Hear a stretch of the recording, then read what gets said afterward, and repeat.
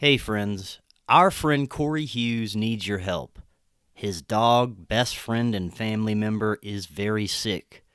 She has jaundice and some kind of infection. The tests required to diagnose her are very expensive.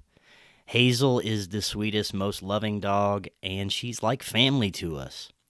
Her condition continues to decline every day that she doesn't get treatment. Please don't let Cory lose his dog. You can make a donation using the link in the description. Anything donated will go directly to treat Hazel. Anything is greatly appreciated, and we thank you. Enjoy this episode. I think it's just going to get weirder and weirder and weirder, and finally it's going to be so weird that people are going to have to talk about how weird it is. Eventually people are going to say, what the hell is going on? It's not enough to say it's nuts. You have to explain why it's so nuts. The invention of artificial life, the cloning of human beings, possible contact with extraterrestrials, the systems which are in place to keep the world sane are utterly inadequate to the forces that have been unleashed. Welcome back to Forbidden Knowledge News. I'm your host, Chris Matthew. Today my guest is Jose Galison. First, YouTube gave us back our old channel that they deleted. After 2 years, for whatever reason, they decided to stop being douchebags and give us back our big channel. Go ahead, check that out, subscribe, a new way to watch or an old way to watch Forbidden Knowledge News. There's links for that right in the description. Also, check out our films. Doors of Perception is on Amazon Prime. Occult Louisiana is on Tubi, Roku Channel, Apple, and more. We are booking guests for December. If you have suggestions or you'd like to be a guest, email me forbiddenknowledgenews@gmail.com. Today I want to welcome Jose Galison. He is a researcher and host of No Way Jose podcast and co-host of Morning Dump and Already Dead. Jose, welcome. How you doing? Doing all right. Pleasure to be here with you today. It's great to have you, man. I really enjoy your analysis of the reality theater and psychological operations that are really the building blocks of our dystopian realm.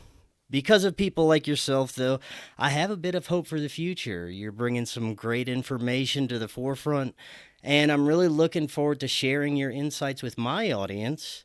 But this is your first time on. Before we get into anything, tell the audience a little bit more about yourself, and also let them know how they can find out more. I'm Jose Galison. I have the No Way Jose podcast. As we were talking before this started, it's a made-up name. I'm open about it. I started as a just kind of a normal person. Not that I guess any podcasters are different than the rest, but you got to have an entry point at some point. I was actually active duty military when I started doing podcasting back around 2020. Got all freaked out about the about COVID and stuff and the lockdowns. I was very much like a libertarian, ANCAP, all the different labels. Like I was an anarchist. I was freaked out about the way things were going. And I started to get more involved. In one of those ways, I kind of got into podcasting. And then over time, it just kind of, it's transformed from one thing into the other. And now I'm like over almost dang near 700 episodes deep. I've done a lot. I think probably one of the things I'm probably best known for is probably my series on the Oklahoma City bombing. Although I have a bunch of stuff. The show's taken a lot of different transformations. I'm glad that I didn't, go Liberty Hour or Conspiracy Time or like pigeonhole myself with something. Not saying that you did that or anyone particularly, not anyone coming to mind. I'm just glad I did. I called it No Way Jose from the start. When the show started, it was kind of a bit of like a political theory type show. It transformed into conspiracy at times, and now it's kind of landed on right now to where. The show, I have basically a Monday through Friday component on the channels that you can catch live. I do a daily show. It's a morning show, 11 a.m. Eastern. It's called The Morning Dump. Someday I'll probably break up the channels to make it easier, but for the sake of your audience, it pretty much all falls under the umbrella of the No Way Jose podcast or YouTube channel Rumble. Everything can be found at No Way Jose, but there, No Way Jose pretty much is I put about usually 1 to 2 episodes per week. They're more like a topic-driven thing. And then Monday through Friday, typically, some days I'm out or whatever, but 11 a.m. Eastern, typically I do a live stream where we'll kind of go over the news of the day. Sometimes we'll go over some old stuff, just kind of whatever's on my mind. And then every Tuesday at 9:30 p.m. Eastern, I have my friend Austin Picard join me, and we do a live call-in show. Where anyone can call in, ask whatever questions they have. So that's kind of the format right now. I kind of do 2 topic-driven episodes a week. Usually do around 5 live shows, and then the 1 call-in show per week. So a little bit of a grab bag for those who like audio podcasts. The live show may not be particular for you, but I do have an RSS feed, so it's all together. Like I said, at some point I'll probably break up the branding. Maybe once I get to episode 1000 on No Way Jose. At this rate, I'll be there probably within a year. So I think at that point, it'll make sense to kind of break them off in their own separate little channels of the little different products I've created. But for now, you can all find it all the No Way Jose podcast. But it's been quite the journey. Like I said, conspiracy. I also had a little bit of a side foray into comedy. I was part of the Tower Gang, which ended up breaking up, which I don't know. I don't know if you care to go into that lore, but I was in the offensive comedy realm for a little while, so we did that too. That's more just stuff that one day I'll get blackmailed with if I ever, if I don't know, kind of like the leaked Young Republicans chat that just dropped recently. That would be the equivalent, although I did that live on a stream with my friends. So that was basically what that was. But that broke up. I've been on Tim Pool a few times, one of Dave Smith. I've been in some of the larger shows. Yeah. I probably, got a little bit jaded with some of the influencers, maybe burned some of those bridges over time because I don't really hold my tongue. But, I don't know. It's been fun. It's been an interesting time. Done a lot of interesting stuff. I would recommend people, if they do want to get started in my content. Like I said, I do have you can kind of jump in a live stream every day, or you can kind of go into the playlist. Whether it's theory, I have all sorts of live readings in my playlist on YouTube. You kind of start from there, and then kind of go over to Rumble or all the podcatchers or whatever. But I have all sorts of live readings. I have all sorts of, if you want to get into theory, then I have pretty much damn near any conspiracy, not any conspiracy, but the big ones, especially parapolitical type stuff. Maybe not so much woo-woo stuff. Say like the Vegas shooting, Columbine, whatever comes to mind, Oklahoma City bombing. There's probably a playlist. I've probably done a series on it. You can probably find something in there. But yeah, that's me. I'm just generally covering whatever I find interesting as time goes on, and bringing people along for the journey with me. And pleasure to be here with you. And I don't know where you want to go with it. I've done a lot. Well, you're a hard-working man, and you're doing it right. Whenever I first started, I remember back in 2016, 2017, trying to figure out ways to do this as my career. And the only thing that really stuck was tons and shit tons of episodes and work and doing this every day and putting out content nonstop. So you're doing it right, sir, and I really enjoy what you're doing.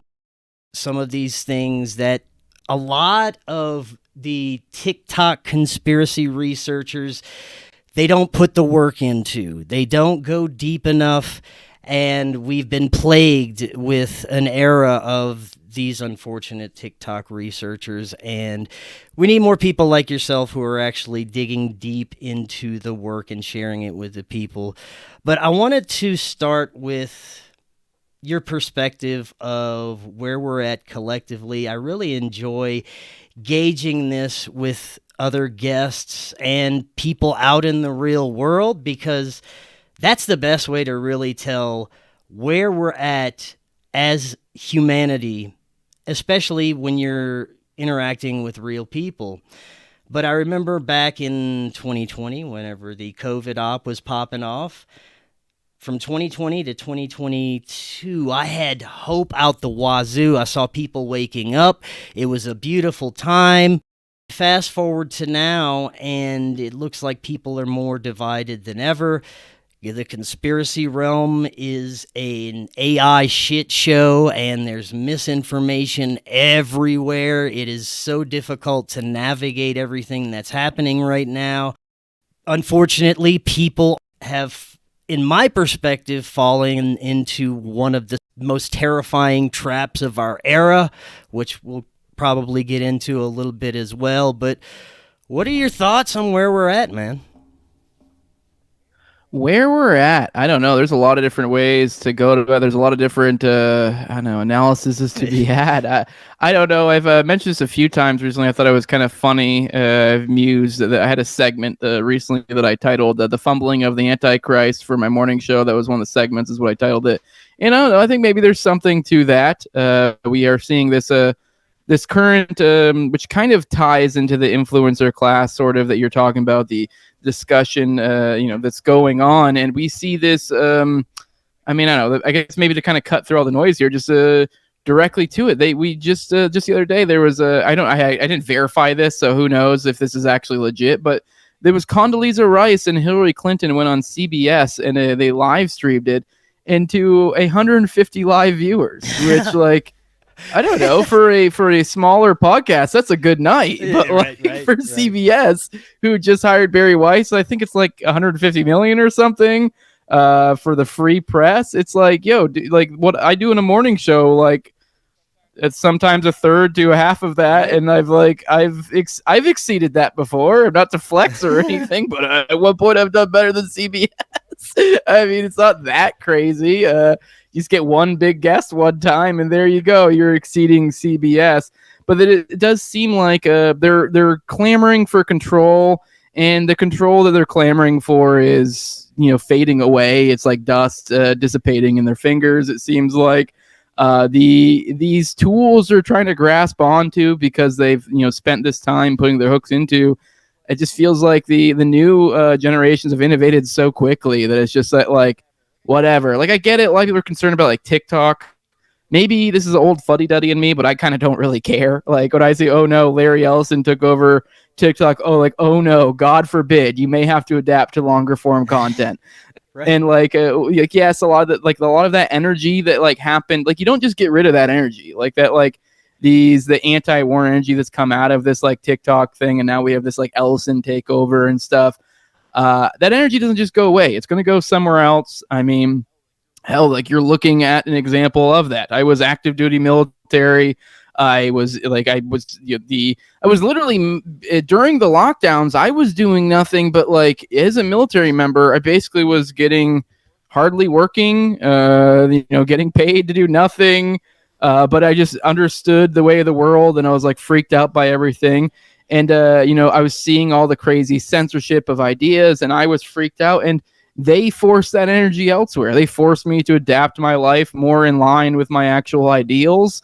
So it's like, you can't just get rid of that. It was like, what's the Ron Paul quote? It's like something about an idea when it's time come or something. I don't know. You guys probably all know the stupid quote there, but it's like, you can't stop an idea when its time has come or something like that. And it just feels like, no matter how hard these people are trying, the cat's out of the bag. People don't believe in the establishment anymore. They've overplayed their hand to an insane degree.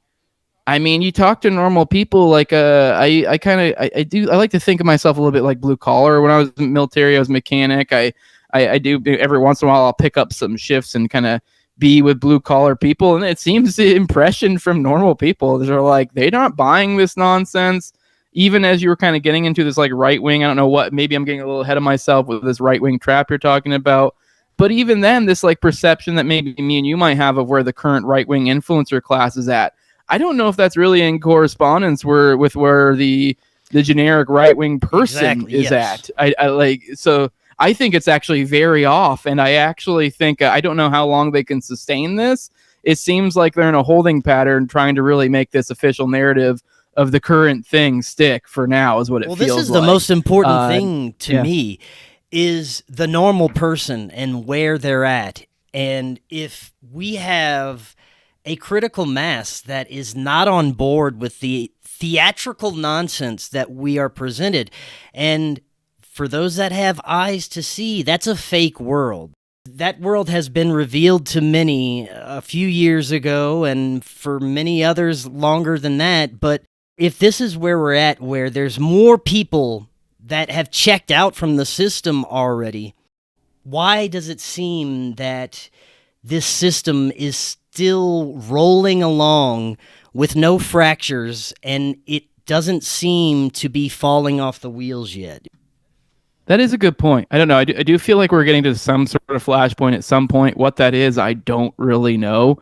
It does seem to be we are in bizarro territory constantly over and over again. We just, I believe, the Department of War now, I think, just blew up their sixth Venezuelan boat with no legal reasoning whatsoever.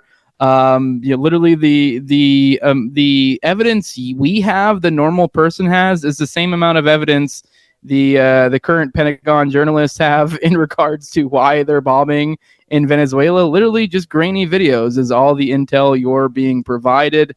Meanwhile, you see the polls coming out on, say for instance, something like Venezuelan regime change. The vast majority of people don't want that, despite that's seeming the what they're trying to do.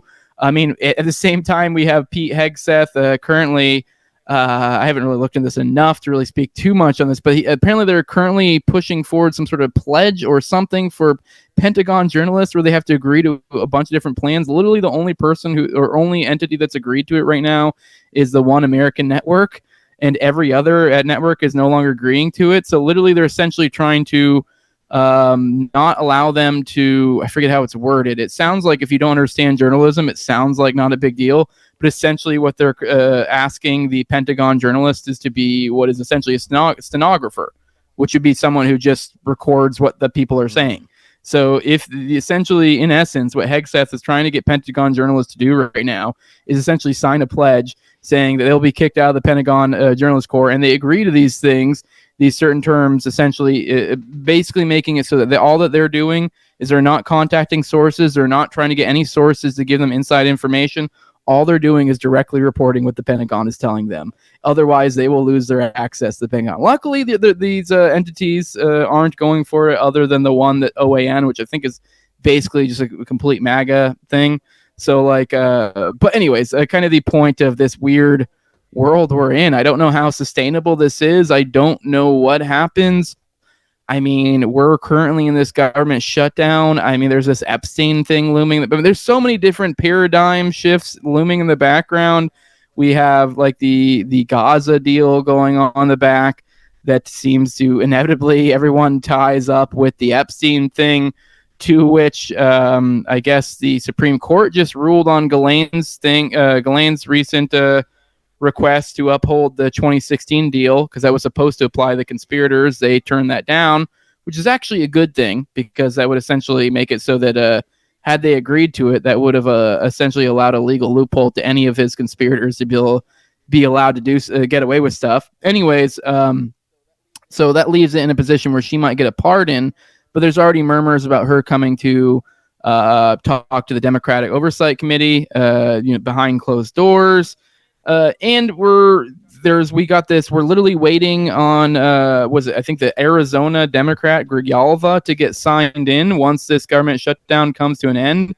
And that's literally the last vote for this discharge thing they're working on right now, Massey and Rokana, which, I mean, I don't know. They're moving hell and high and whatever the heck the expression is. They're moving heaven to make sure this Epstein stuff doesn't happen. They're pulling out every stop. They've what do we have? The recess that they went to. We've had this trick where they've delayed signing in, and then they went to a government shutdown.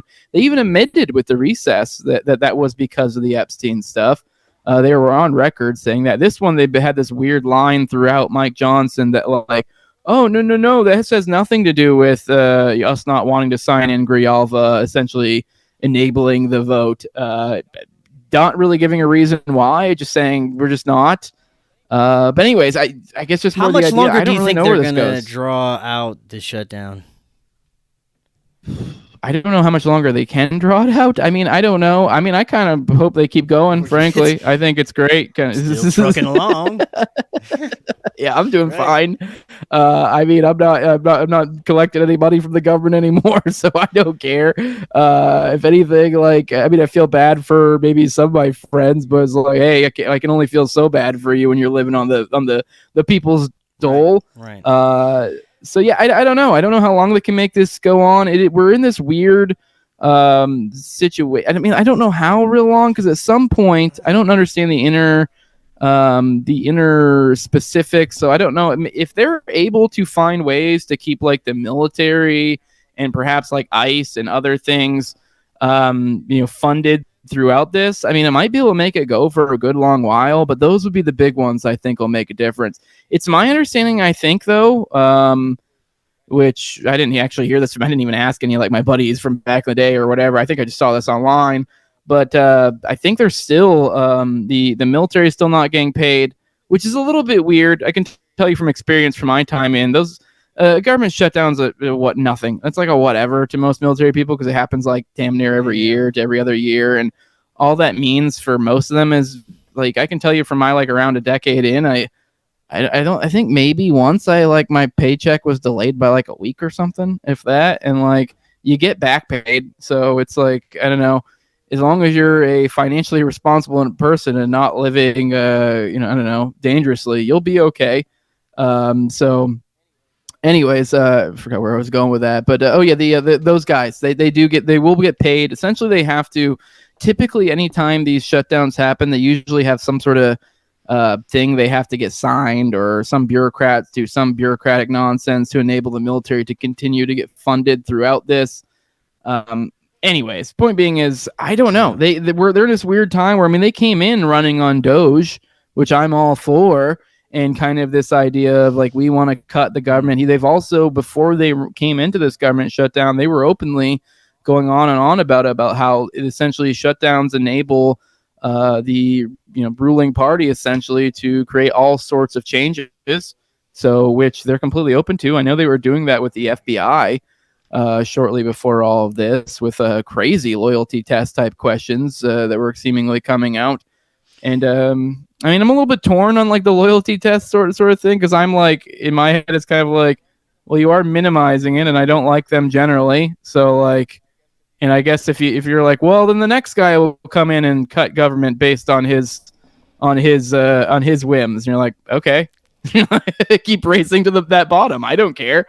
But anyway, so there is a little bit of it. While I kind of don't like this administration, so it's a little bit concerning them trimming the fat and making it more efficient for their nefarious means. But so far as like how long it can go, I don't know. I mean, I don't have any sort of real inside information there, but just judging by the incentives in place, it definitely looks like so far as like who this looks worse for is supposed to the dumb political mudslinging game. I think the Democrats come out losing on that game. So I don't know. I mean, obviously things can get really weird when it comes to shutdowns, depending on, what group is upset. It can get really odd, but for the most part, I think the Democrats really are on the weak foot here, and it could go for a good long while, and they have every incentive not to want it to, the government to that green light to come back on. Well, you mentioned this administration, depending on who you talk to about it, Trump either knows everything about the master plan, he's playing 5D chess, or he doesn't know anything and he's being used as a pawn for these other powerful groups to achieve some sort of technocracy, which is what I lean towards, but it may be a bit of both as far as where he falls into things and how much he really understands what's happening and the bigger picture at play. We do have the PayPal Mafia Technocracy installing the infrastructure as we speak for the mass surveillance state law enforcement AI governed realm. Either way, this is going to be our reality soon enough. Whether Trump really believes he's installing all this for the evil illegal immigrants and trying to fight against illegal immigration, whether he really believes that or not is up in the air for me. But the thing that I see is, say 4 years from now when the pendulum swings the other way and the infrastructure is now in place for a dystopian nightmare of surveillance state, of course they're going to use it against the people. And the question is, do they start doing it now with this administration, or do they use this administration as a scapegoat to start next time? Because either way, in my perspective, it's all controlled. It's all the same thing. They're fighting for the same outcome, essentially. They just have to do it in a way that forces that pendulum to swing. Yeah, I think you did reference the trap, and this is something I caught it. I watched this the Dave Smith Fuentes episode he had on recently, and I think Fuentes did a good job of kind of capturing, I think, what a lot of current right-wingers are thinking in regards to this, what you're talking about here. And the idea is that the current thing I'm seeing floated out is essentially that Trump's not going hard enough from a lot of people. And essentially what you can take this two ways. They're kind of saying this in a way as like, well, you could almost see it, which, I mean, to be fair, it's almost like this convenient position to be had, because it's like, you can take this as like they're saying, well, I would prefer he just doesn't do it at all.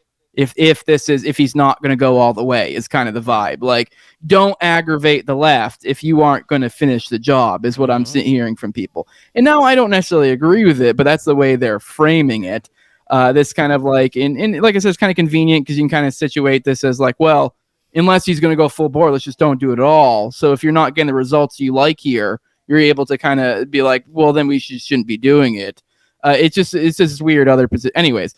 That is what seems a lot of the right is saying right now, is just like this idea of like, oh, well, you should stop just teasing the left or aggravating a wasp nest if you're not just going to completely destroy it. And I think this is kind of, in a certain way, this is sort of the trap, because it seems like they've convinced themselves to some degree of this paradigm, this idea, this like childlike idea of the enemy that is to be vanquished, as if that like the left, the right, that you're going to come in and wield political power and somehow, you're going to pave the way for the future of the Republican Party or whatever, which is ironic because that's exactly like the fear of the Republicans. They were worried with Obama that like, oh no, a Republican will never get in office again. And now here they are in their first round and the Republicans are fumbling the bag so hard to where, yeah, they're probably going to get a Democrat back in office. Like, congrats. But the idea here is, I think, like, you're not going to vanquish your enemy. This is like some stupid, like, what does this even mean? What do you mean by vanquish your enemy? Like, unless you're talking about like literally the government or something. But if you're just talking about the vaguely whatever you consider the right, I think it is, like you said, it's kind of a trap. Like, what even is that? They can't even really define what that is. This thing that must be vanquished. But so it is this weird. Seems to be their perspective that they need to go harder. But they're kind of finding common parlance with some of us that are like myself that are cautioning, hey, maybe we shouldn't do this. But it's from this weird kind of underhanded, yeah, I agree, because they're not going hard enough. And you're like, well, okay, I guess. Thanks for sort of being here with me on this one. But that's, I don't know. It's weird. I'm torn on it. I don't know to what degree that's just like maybe some of the more, I don't know, some of the influencers perhaps, because I don't at all know for sure if that's really how people feel about this or not. I don't know. It does kind of seem like a dumb, it seems kind of dumb. Yeah. Well, there is also another huge layer of influence, and that, of course, is Zionism and these groups that are trying to force prophecy and infiltrate every aspect of power around the planet. This is becoming more and more obvious. It's almost like they are trying to get the rest of the world to hate them, in a sense. And we're talking about the Israeli government. This is another layer that has huge influence on, I believe, everything that is happening right now. Yeah, I agree. I do think to some degree that is a little bit of I guess the false paradigm occurring here is kind of what I'm pointing at. Well, maybe a little bit, not as much, because they're kind of playing this left-right, pendulum game. And we've had this Kirk killing that happened recently, and everyone seemed to immediately want to hone in on the left. But obviously there was this Israel thing that kind of formed as a strong possibility pretty much kind of from the jump. And it seems no one, the influencer class does not seem to want to buy that too much, I guess is what I'm getting at. Is they are, so there is to this like false framing thing. It's funny. I actually was making fun of Jack Posobiec today, and he was kind of talking about like how these influencers that were at some, whatever press conference or whatever, how they could be assassinated. And it's like, okay, perhaps, maybe, but like the funny thing is the framing here makes it all the difference in the world. If you are framing this as this left-right divide, then yes, I guess, sure, that's sort of true. But if you're looking at it from a, I don't know, establishment, non-establishment, Zionist, non-Zionist, then it's like, yeah, okay. Then there is people saying something opposing to that perhaps could have something to be concerned about. So I do think there's definitely something there. It seems that they're trying to play into the tired old left-right thing as a kind of an easy shirking of the responsibility of what they have done over the past few years, I guess. Let's get into some recent events and what may really be behind them. The Charlie Kirk assassination, whatever you believe about the event itself, had a massive effect on the collective. What are your thoughts on what has come out about this, and have you found any new information that maybe most people may not have heard about? I mean, I've been following along with this. I mean, if I'm going to be completely honest, I'm definitely leaning a little more towards Israel, but I'll be intellectually honest, and nothing is confirmed to me. Nothing is, I mean, hell, even Israel is just a sneaking suspicion. There is this weird current narrative that's been formed around the lefty to where everyone's, they almost have this like, this rote droning of like this checklist of like, oh, he did this and he did that. He confessed to his dad. He confessed to, and they're convinced this guy did it. I'm not necessarily. I don't think. I was analyzing a lot of that stuff in real time, trying to get to the root of a lot of those different claims. Those are almost seems like damn near every single one of them was extremely dubious. So like you kind of add a ton of dubious claims together, and it doesn't look much better. Although I think maybe to those who aren't paying attention to the ins and out, maybe you just see a ton of claims and a bunch of time go by to where it seems to be those claims are somewhat still the same claims. So from the outside looking in, as someone not really taking a huge investment into this, you kind of well, I guess it probably is a lefty. It seems to be safe to assume, or this Robinson guy had something to do with it at the very least. I'm completely open to he had something to do with it. He probably did have something to do with it, if I had to guess. But anyways, yeah, so it seems to be the common person has jumped to that is the assumed that is what the case is. I'm not necessarily convinced of that, but I don't know. There's a lot of weird stuff. I know there's a lot of those search result things that people are mining that seem. I mean, I'm always hesitant to get really too caught up in any of the weird search results or this plane and this flight pattern or this or that, because those always just seem like, I don't know, far too technical and too open for mistakes. But I will say, I mean, there's definitely a lot of weirdness between, I think multiple spooky spy planes at weird times. Lots of weird stuff. A lot of weird searches, particularly out of Israel on Google that I guess you can look up. And then even then to kind of this point of even I don't know how much I can trust that. There's also people claiming it's looking like that stuff's getting deleted, which that could easily just be how you could forge the first one. And then after that you go, when someone looks it up and go, oh, there's no result. Oh, look, the man is cleaning the internet. I don't know what the truth is. To some degree, we're sort of in this post-reality world, which I don't know, maybe that's kind of the point here. I think even the idea that I think a lot of people assume it was Israel, I think is to some degree. Well, I think we can go back to the JFK assassination.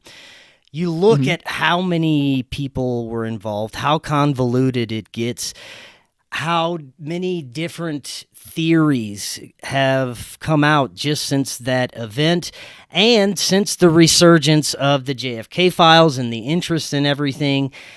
There is so much information about that case. If you started looking into it as an investigator seriously right now, there's no way you would be able to come to any conclusion, because they've bombarded us with not only the information, but the individuals and groups involved, the series of events that surround the actual assassination. You fast forward to today, now we have AI, now we have technology, we have internet, everybody has a camera, so you're not just going to have the one angle, you have hundreds of angles, but they could have all been manipulated. How many people are seemingly giving hand signals or look to be involved in some way? This is another tactic, I believe, that they've used for high-impact events, at least since the JFK assassination, is to provide so much associated with the event itself. It's almost impossible to sift through everything and find out what really happened, because you have a million options of what could have happened. Yeah, you're definitely right. It's like they're flooding the field with information, making everything dang near indecipherable, which I do think is kind of like you need to try to hone in on what seems like it matters. It is hard to try to cut out the noise. I do think, as you mentioned with this AI thing, it's a little bit creepy how this is affecting our consumption of information. I find myself even now, a lot of times my morning show kind of, I'll be going over a segment, I'll have X up, and I'll just click the little quick grok button to kind of give me a summary of like what the situation is. And a lot of those things they do just kind of give people are kind of, outsourcing their thinking a lot of times to this. Like if I almost guarantee you if I went to Grok right now and it said, ask them who shot Charlie Kirk, I'd probably be like, Tyler Robinson. I'd be like, what's this based off of? And it probably has some claim. My point being is like no one's really trying to get down to the root of this information. They're kind of relying on AI for a lot of this stuff.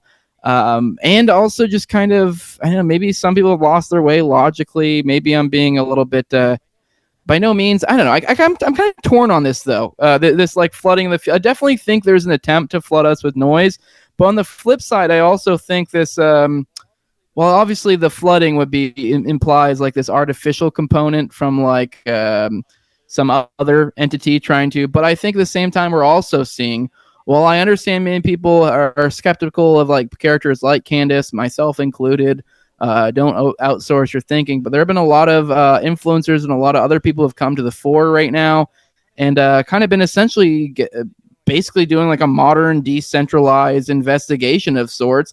And it's funny, you were kind of talking about earlier this idea of like, where the hell do we go with this like government and the way, it's just this bizarre situation. It's kind of like, I think that might even be a good example, this current paradigm.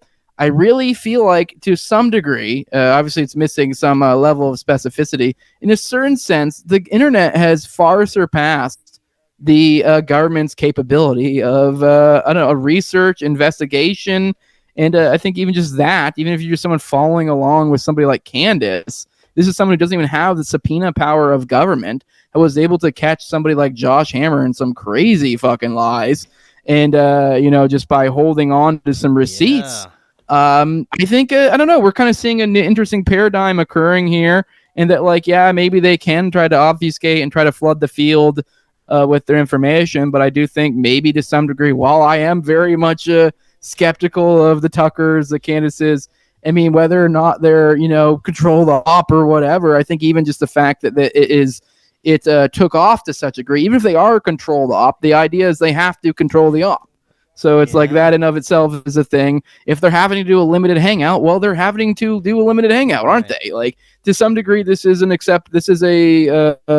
this is essentially a concession in sense. Well, this is another huge question for me. Are the ruling class essentially incompetent and useless? And have they been leaning on technology to implement these high-impact events to the point where they are useless without it? You consider the fact that they have been multi-generationally inbred through these very powerful families, but not only that, the operations were hands-on at the time of the JFK assassination. Even at 9/11, we didn't really have that level of technology that we know about, at least. But it took a lot more sophisticated planning, it would seem, to pull something like that off. Now, with the aid of artificial intelligence and everyone having a camera in their hand and access to filming and all of the things that we have access to, it is easy to have that technology pick up the slack for an incompetent three-letter agency or psychological operation. Yeah, you're not wrong. And then it almost seems like it compounds the issue. I mean, I find myself using AI a lot of times, and it's like if you aren't using it properly, like I'll use it for, I don't know, an outline for this or for hashtag to generate for my show. And you do really have to control really control the guardrails. You're going to get weird stuff sometimes. And I mean, hell, probably the best example is probably that that chat back and forth between Tyler Robinson allegedly and his tranny lover or whatever, tranny furry lover that was all, everyone's made fun of it already. But everyone assumed that was AI. But actually, I don't know if I'd really thought of it that way. Perhaps there is something to that. Now, do I think the elites are relying heavily on AI to do, and that's like, no, but I think to some degree, I mean, some of them obviously are, but I think you're kind of driving at maybe a point. Like you said, the intergenerational, there's a little bit of like a Ted K type of point there. The idea of kind of essentially these people have lost their sense of meaning. They go through these generations. It's also the outsourcing your thought to technology and kind of how that chips away at you. So yeah, a lot of these people are. Now there's the theory perspective, as I've said for now. I worked in the government for a decade, so I've seen, the inefficiencies, the absolute ridiculous, ludicrous nature of government and how just dumb it is and inefficient. But within that, you do see how there are people who learn how to. I mean, it's pretty simple with most bureaucratic, entities. Pretty simple to understand how to manipulate it, how to rise to the top. Now, you may not want to do those things because most of us have this thing called dignity. Or a lot of us do. Some of us do. And a lot of us don't want to do those things. But some people do for one reason or another. And they're able to float to kind of the top of those ranks. And when you're navigating amongst idiots, where the incentive structure does not necessarily line up with incentivizing, the intelligent or what generally would be considered positive attributes. It's going to usually probably, maybe promote yes man, and then men with, hidden agendas, perhaps, that know how to kind of weave and bob. So point being is that like this evil kind of navigates within this inefficiency, and it's kind of easy to control from them. I think there's something to that. But I think maybe even so, you might be kind of getting at, like, I mean, this is a frequent point that comes up. I just like to make fun of, and maybe I'm a little biased. I've been married for well over a decade. I have 2 teenage daughters, and like, I don't know. I make fun of these like crypto billionaires all the time. They're just too easy. It's just ridiculous. You look at their lifestyles. You're like, who are these people? And the things they say, it's just too easy to make fun of them. And it's just like, I don't know. It is like, maybe they just really are this be bad. Just this pathetic. Because like, I don't know, like I saw the other day, like it was some TikTok or something. It was some chick, and it was just funny, and it was just her going on and like laughing and being like, I went on this date with a crypto billionaire, and you're not going to believe it. He legitimately thinks they're going to live forever.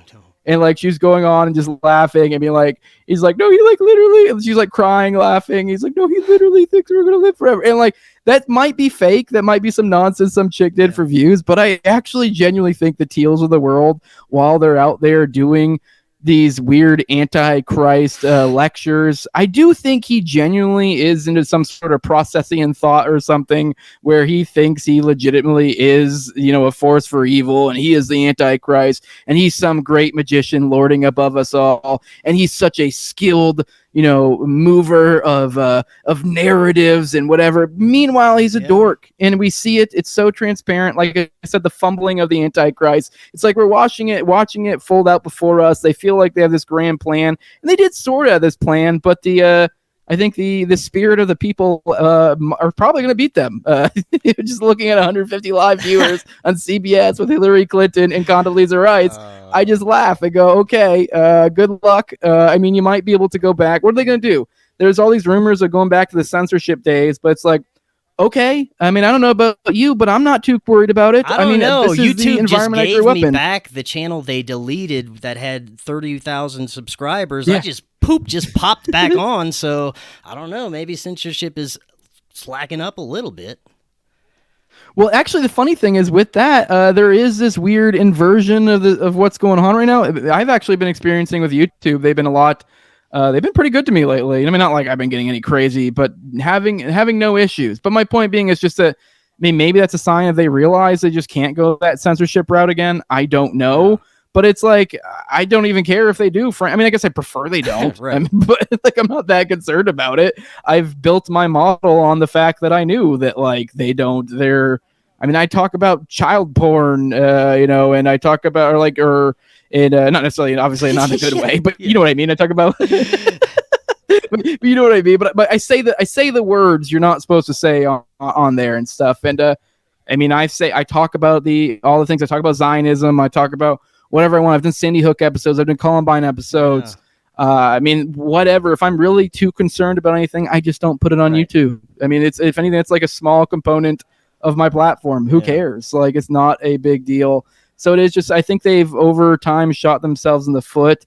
And I don't know. It feels like the right is trying to play this game of like, okay, well, now we're going to play these same games and everyone's going to be cool with it because we're the right. And we're like, no, I don't think it's going to work.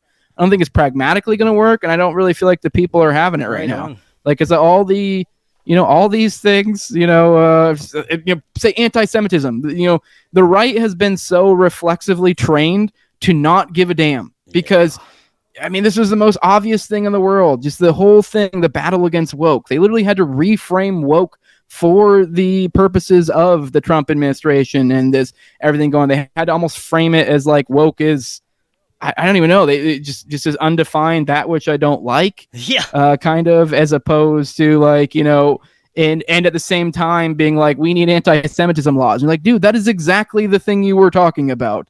The thing when you called me a racist, 4 years ago and we laughed in your face. Well, congrats. We've been through this gauntlet. It ain't going to work again. You can trade it out for blacks, Jews, whites, Muslims, whatever you want. You're not going to browbeat me and say I can't have thoughts on things because it might offend somebody. I just 100%. Don't care.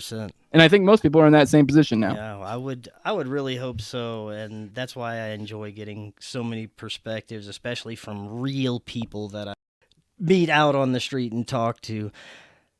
You mentioned briefly the beliefs of these parasitic groups, the spiritual beliefs.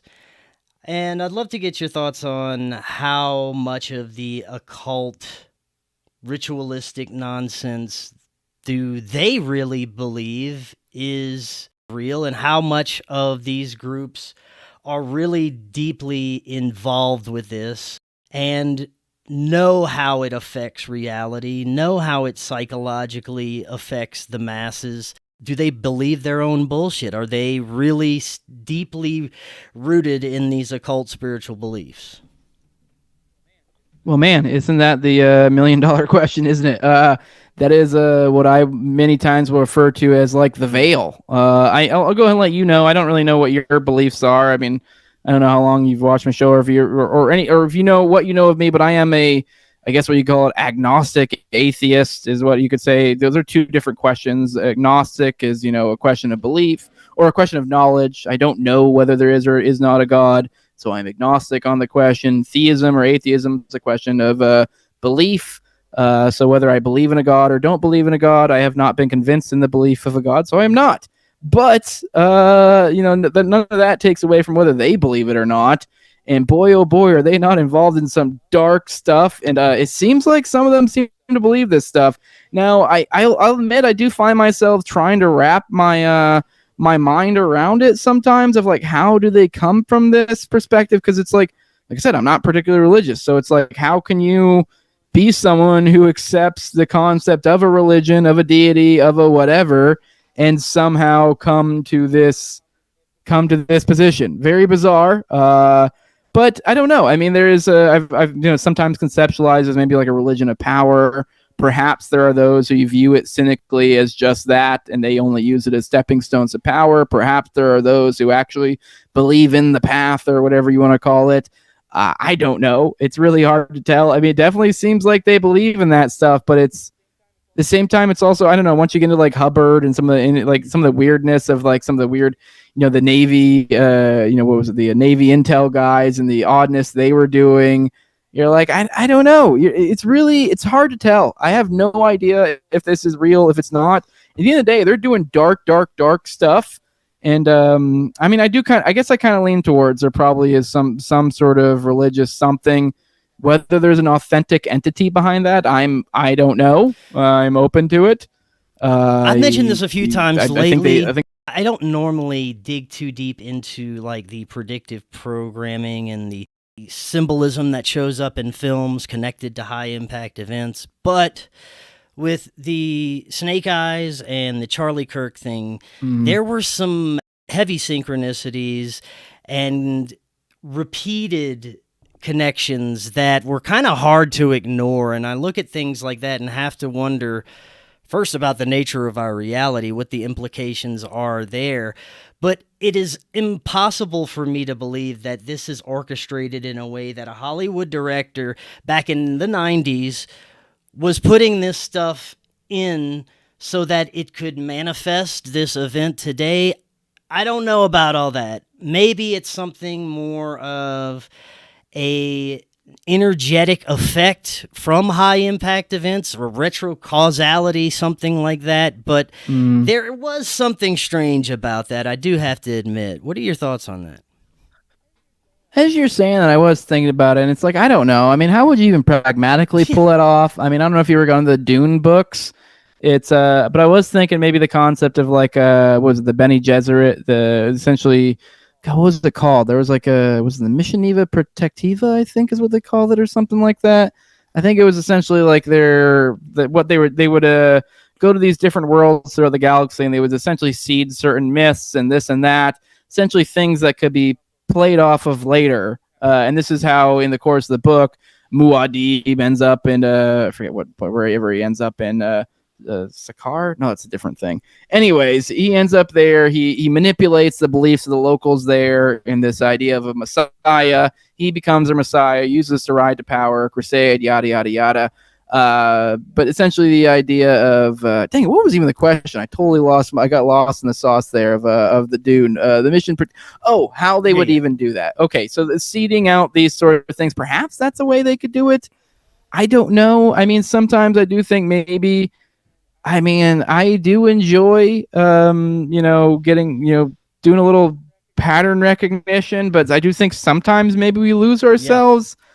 I don't know. For example, I know I mean a little bit jokingly, my audience gave me crap recently because I literally was just ridiculing the people who were jumping on. I don't know if you saw the guy. I believe his name's Walter Kozak. I think he was the guy who asked the question of Kirk.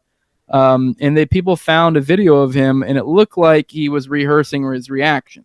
He did like the face, and then minutes later he does it again. Now I made the point. I made fun of my I kind of joked and made fun of the TikToker, and I was kind of like this is literally two events. Like and literally like when you see it edited, like you literally just see like you're spliced next to each other. So we have no idea the time between these two events. We don't literally could even probably be the same event for all we know, just cut up a certain way. But point being is it's literally just two things together. Or similar things. And now, do I think perhaps he did that? I don't know. I'm open to that idea.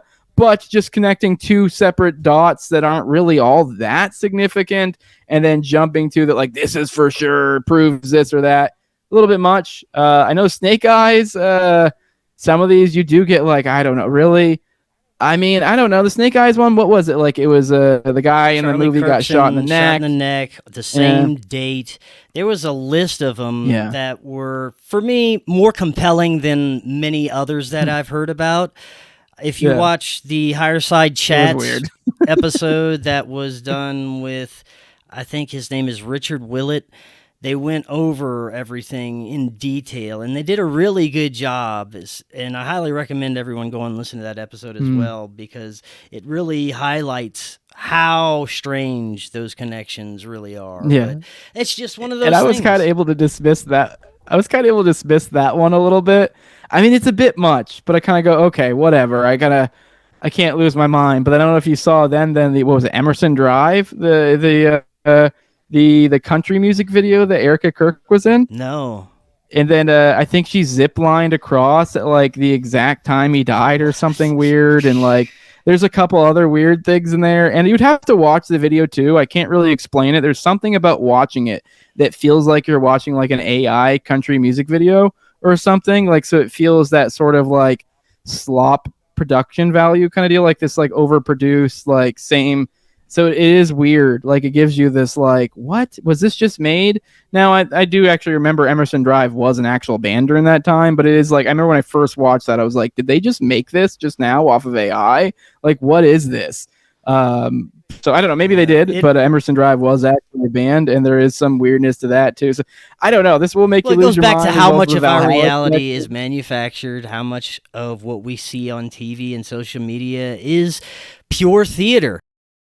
To close out for the last few minutes we have, let's talk a little bit about the Epstein files, and if you see anything ever coming out of this, how long can they run from this? Do you think that the American people will keep this in their consciousness enough to keep holding them accountable for this information? And do you think it's close to this administration, as in the individuals involved? Oh, do I think it's close to it? Well, we had the birthday book revelations, and I tend to believe in that. So, yeah, I think... For those that may not be familiar, tell us about that. Okay, the birthday book, which that's good point, because actually, funny enough, this is something that the way that it got, the timing of which it came out, and with all the Kirk stuff and everything going on, it did actually, I think for a lot of people, that did kind of escape their notice. The birthday book, because it dropped, I want to say it dropped right before that recess, like a month or so ago, where they all went back to Israel on the recess. And anyways, the birthday book. Okay, yeah, so I believe they dropped it right before they went on recess. So maybe I'm getting the timing wrong, but anyways, oh no, I remember. Sorry, I'm recollecting my thoughts and how this trotted out. It was trotted out actually first in. It was the Times, I think. I might be getting it wrong who put it out. But there were claims of this birthday book, and it was weird. It was a little bit confusing when it first rolled out, because they were literally describing the contents of what Trump put in the birthday book. This was Epstein's 50th birthday book. So essentially this was, at the time we were a little confused what the hell it even was.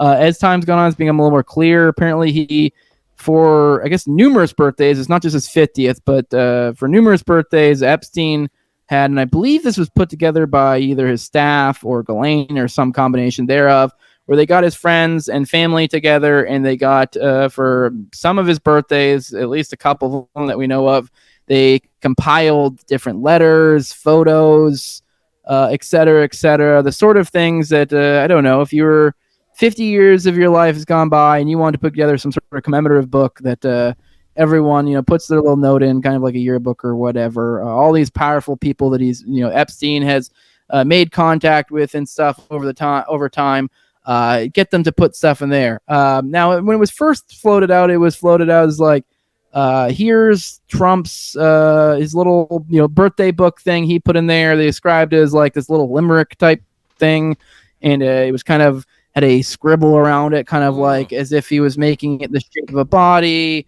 And then there was a signature that kind of looked like pubic hair, and there was lines that kind of made it look like breasts. And I mean, we all kind of guessed. There was like some renderings of what people think it looked like, and most of them kind of did the buxom, woman with the big boobs and stuff. And then I want to say it was somewhere seated around the time of the recess, because I do think it ended up playing into the whole like, oh no, we got to go to recess. Oh no, all this. But anyways, then later came out. It got dropped in. I don't know. I might be getting the timing wrong, but essentially this was done. Subpoenaed I forget who. Maybe it was a Democrat Oversight Committee. They subpoenaed the Epstein estate, and they released some of the stuff from this, and from this supposed birthday book. So corroborating I believe the Times is reporting from earlier, which ironically, when that first came out, immediately, knee-jerkly, Trump, I guess, actually called I forget, the Fox guy, because he's who owned whoever, the Times or whoever. He was like freaking out. He threatened to sue. I think there's some weirdness in the way he sued. He sued something insane, like $1 billion or something, some insane amount of money. Come to find out, it seemed to be more of like a stunt. It doesn't even seem like they did it, but in retrospect, you're like, oh, because it was legit. We found we actually got to see it, and the creepy thing about that picture I told you about earlier, it actually became a lot darker. The birthday book thing. Let's be real, kind of took on the resemblance of I don't know, almost like a prepubescent. If someone was trying to, I don't know, do that, it did not look like as weird as it says to say. It did not look like the. I don't know. It's gross to say, but it looked like someone doodled like a young child or something. There was also stuff that came from, I believe there was Bill Gates in this book too. There was Bill Clinton, which ironically I think Bill Clinton had one more tame entrances into it. There was Alan Dershowitz, all sorts of different bankers, Leon Black, just lots of people that came in. A lot of different information was released throughout all this, and it kind of gave us an inside look in how these people behave, talk to each other, etc. And this concept of the veil that we were talking about earlier. You read this birthday book and you start going through some of the different letters therein, the pictures, the drawing, all of it. It's just a horror show of just, what is this? What are these people? What are they into? It's written in such a way where it's incredibly cryptic. There's a whole section called, I believe, Kids or Children, with pictures of children in it, which are, I guess, to believe either children of his staff or whatever.